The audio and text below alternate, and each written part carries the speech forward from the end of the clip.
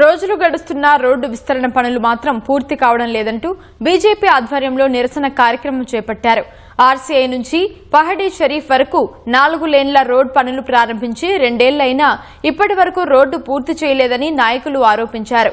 సామాన్య ప్రజలు ఇబ్బందులకు గురవుతున్నా ప్రభుత్వానికి పట్టదా అంటూ బీజేపీ సీనియర్ నాయకుడు అందల శ్రీరాములు యాదవ్ విమర్శించారు. నిరసన కారణంగా బాలాపూర్ నుంచి పహాడీ షరీఫ్ వరకు భారీ సంఖ్యలో వాహనాలు నిలిచిపోయాయి.